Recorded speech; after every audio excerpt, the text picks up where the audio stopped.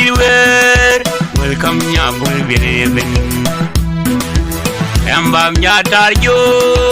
karbon nya bilwer welcome nya bul bileben balang nyiri lum kanyir dial ta do nyiri jendau yin ta ka do nyiri ga bayin bana puro nyiri nya bil kan bangki balang garnya bol Yamin di Agura munya bol Pejim te davlon Yamin di Agura munya bol Pejim te davlon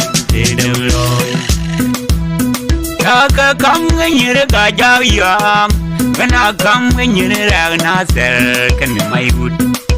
Balang garnya bol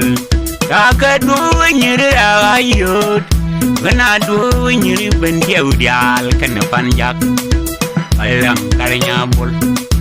Yamin di Agura munya bol Pejim te davlon Yamin di Agura munya bol Pejim te davlon Balang nyiri bangai gicene Balang nyiri bangai karwaide Balang nyiri bangai kaludi Balang nyiri bangai kalud Nal kan kyang boy palpin Balang garnya bol Balang nyiri bangai gicende Balang nyiri bangai karwaide Balang nyiri bangai kaludi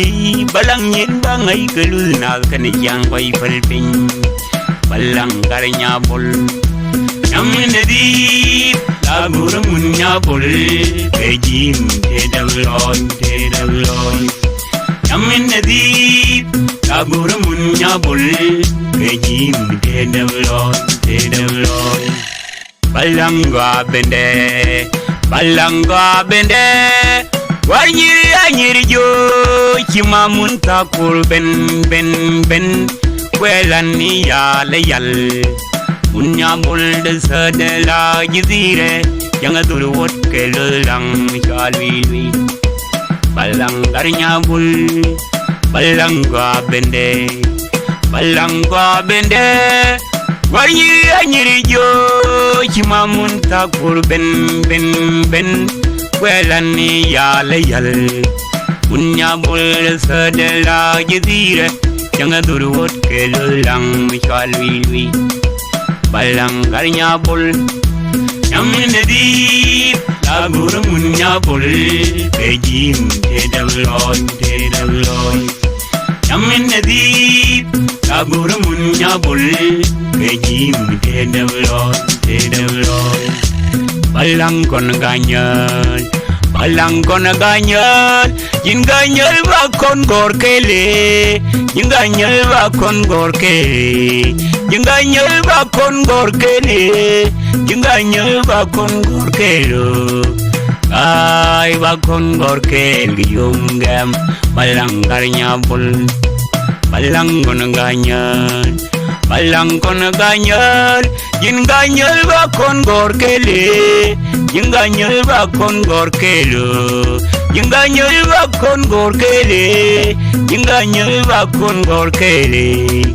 Ay ba kon gorkel yungam Balang garnya bol Yamin di Agura munya bol Pejim te davlon Yamin di Agura munya bol Pejim te davlon Yamin di Agura munya bol Pejim te davlon Yamin di Agura munya bol Pejim te davlon